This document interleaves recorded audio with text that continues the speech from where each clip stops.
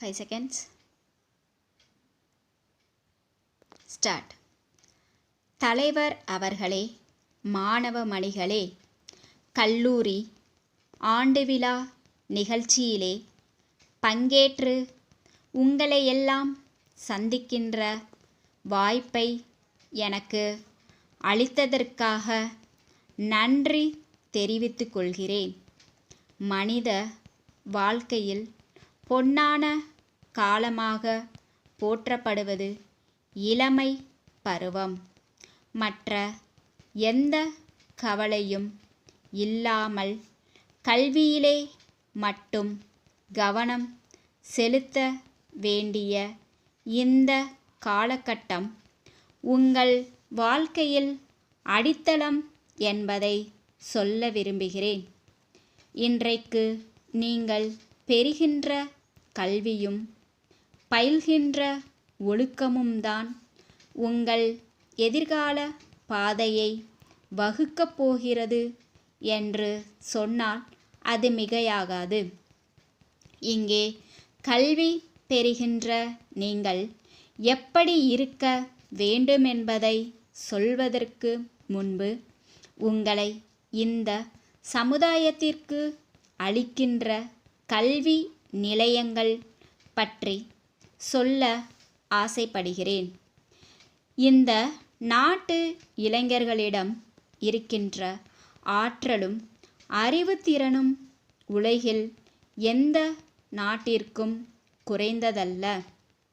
அப்படி இருந்தும் உலகில் இன்றைக்கு வேகமாக வளர்ந்து வருகின்ற அறிவு புரட்சிக்கு ஈடுகொடுக்கும் வகையில் நமது இளைஞர்களை நாம் தயார் செய்கிறோமா என்பதை சற்று சிந்தித்து பார்க்க வேண்டுமென்று கேட்டுக்கொள்கிறேன். இன்றைக்கு நமது பிள்ளைகள் உலக போக்கை நன்றாகவே தெரிந்து வைத்திருக்கிறார்கள். அவர்கள் எதிர்பார்க்கிற அல்லது எதிர்கால தேவைகளை நிறைவேற்றிக் கொள்ள தகுதியான கல்வியை அவர்கள் பெற முடியவில்லை.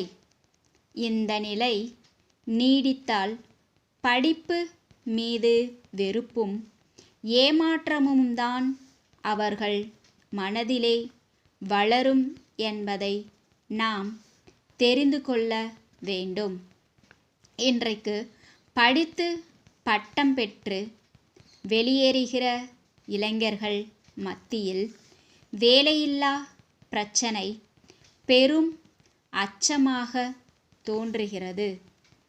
அரசாங்கத்திலோ அல்லது தனியார் துறையிலோ வேலை பெறலாமென்ற நம்பிக்கையில் படித்து பட்டம் பெறுவதற்காக இங்கே வருகிறார்கள்.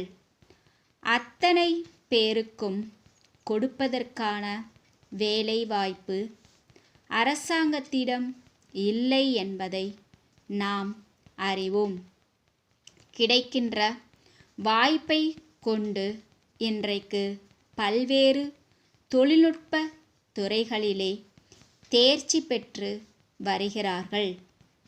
கல்விக்கூடங்கள் என்பது வேலைவாய்ப்பை உருவாக்கும் தொழிற்சாலை அல்ல என்பதை மாணவர்களும் உணர வேண்டும். சுய முயற்சியும் அனுபவமும் தான் எப்போதும் உங்களுக்கு துணை நிற்கும் என்பதை மறந்துவிடாதீர்கள். ஊக்கத்தோடும் உற்சாகத்தோடும் பிரச்சனைகளை சந்தியுங்கள் என்று சொல்லி வாழ்க்கையில் வெற்றி வீராங்கனைகளாக நீங்கள் விளங்க வேண்டுமென்று வாழ்த்தி விடைபெறுகிறேன். வணக்கம். சென்னை, நாள் டிசம்பர் 10, 1 பழனியப்பா தெரு, கோவை 1. அன்புடையீர், தங்களுடைய 5ஆம் தேதியிட்ட கடிதம் கிடைக்கப்பெற்றோம். எங்களிடம் தற்போது கைவசமுள்ள உங்களுக்கு தேவையான பொருட்களை இன்னும் ஓரிரு தினங்களில் லாரி மூலம் அனுப்பி அதற்கான ரசீதையும் நேரிடையாக உங்களுக்கே அனுப்பிவிடுகிறோம். தங்கள் கடிதத்தில் எழுதியபடி எங்கள் விற்பனை பட்டியலில் உள்ள தொகைக்கு உடன் காசோலையை அனுப்ப கோருகிறோம்.